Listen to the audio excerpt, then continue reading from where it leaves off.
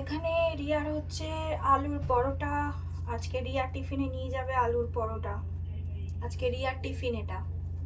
সকালে ডাল ভাত হয়ে গেছে, এবারে হবে রিয়ার টিফিন। রিয়ার টিফিন নিয়ে চলে যাবে, তারপরে বসাবো দুপুরের রান্না। আগে পরোটার লেচিটা রেডি করে নিচ্ছি পুরটা দিয়ে, তারপরে পরোটাটা ভাজবো।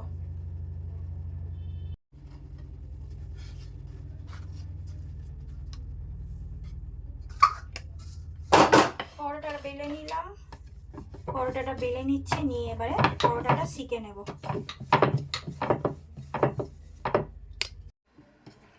চাটু গরম হয়ে গেছে, এবারে দিয়ে দিলাম পরোটাটা সেকার জন্য। আমি আর একটা পরোটা বেলে নেব, ততক্ষণ ওটা হোক। তো বসিয়ে দিলাম দুপুরের রান্না। রিয়া টিফিন নিয়ে চলে গেছে, রাজাও বেরিয়ে গেছে, এবারে করব দুপুরের রান্না রেডি। তো তেল গরম হয়ে গেছে, পাঁচফোড়ন দিয়ে দিলাম,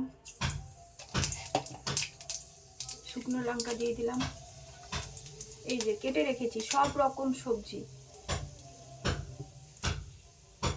সিম, ফুলকপির ডাঁটা, পেঁয়াজ কলি, বিট, আলু আর এই যে মূলো, সব রকম দিয়ে, আর কড়াইশুঁটি, তো সব রকম দিয়ে একটা চচ্চড়ি।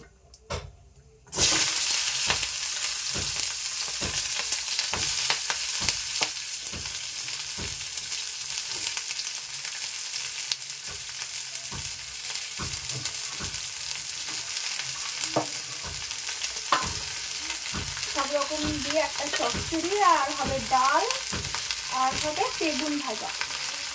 আজকের এই মেনু সিম্পল রান্না।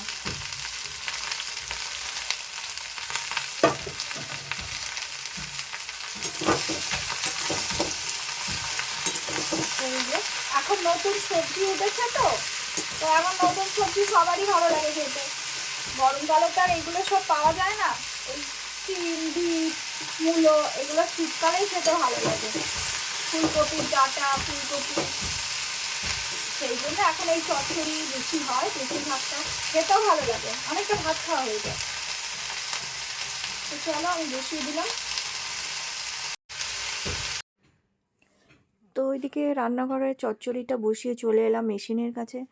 তো মেশিনে জামা কাপড়গুলো কাচা কমপ্লিট হয়ে গেছে, তো চচ্চড়িটা ওইদিকে হচ্ছে, তো আমি এইদিকে ততক্ষণে জামা কাপড়গুলোকে শুকো দিয়ে দেবো।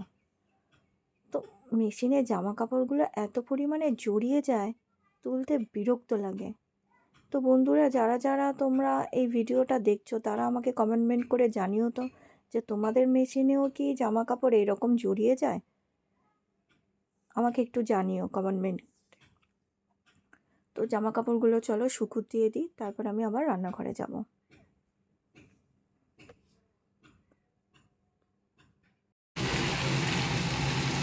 তো চচ্চড়িটা কমপ্লিট হয়ে গেছে, এবার আমি চচ্চড়িটা নামিয়ে নেব, তারপরে ভাজবো বেগুন। তেল গরম হয়ে গেছে, এবারে ভাজবো বেগুন। দিয়ে দিলাম বেগুনগুলো,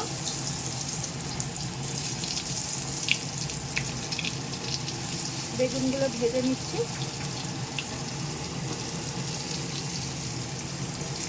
তো দিয়ে দিলাম বেগুনগুলো, বা বেগুনগুলো ভেজে।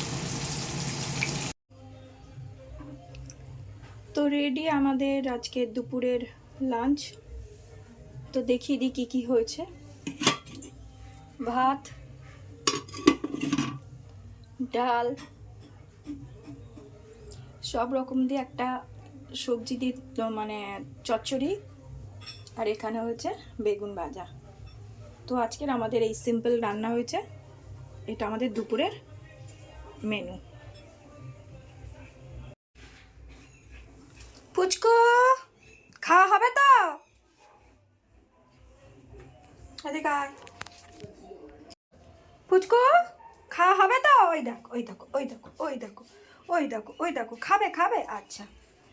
এই যে এইখানে পুচকুর খাবার রেডি, মাংস আর ভাত, আর এইখানে আমার কুট্টুসের রেডি টক দই দিয়ে ভাত মাখানো, কারণ কুট্টুস ভাত আর মাংসটা খেতে চায় না, ও টক দই দিয়ে ভাত দিয়ে খেতে খুব ভালোবাসে, ওই জন্য ওকে টক দই ভাতটা দুপুরে দেওয়া হয়, রাত্রিরে মাংসটা দেওয়া হয়।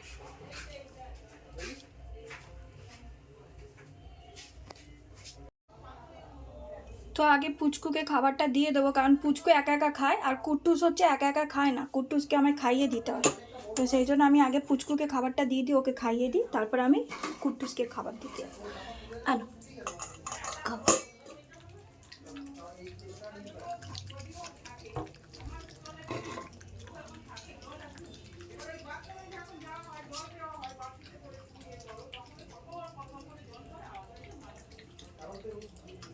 তো পুচকু খেয়ে নিই, তারপরে আমি কুট্টুসকে খাবারটা দিতে যাব।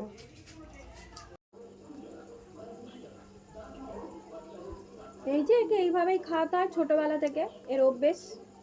নিজে থেকে কোনো দিন খায় না, কোনো খাবার খায় না, বিস্কুটও আমাকে একে গুলিয়ে খাইয়ে দিতে হয় ছোটোবেলা থেকে, একা একা খায় না। ওই জন্য ছোটোটাকে একদম খাওয়ানো অভ্যেস করাইনি, ও নিজে নিজেই, ওই জন্য ওকে ধরে দিই যা খাবার ও নিজে নিজেই খায়। ওই চিৎকার করছে, খাইয়ে দিয়েছি, দিয়ে আর ভেতরে ঢুকিয়ে দিয়েছি, সেই জন্য চিৎকার করছে। কুট্টুসের খাওয়া হয়ে গেলে ওকে আবার বাইরে বার করে দেবো, খেলবে।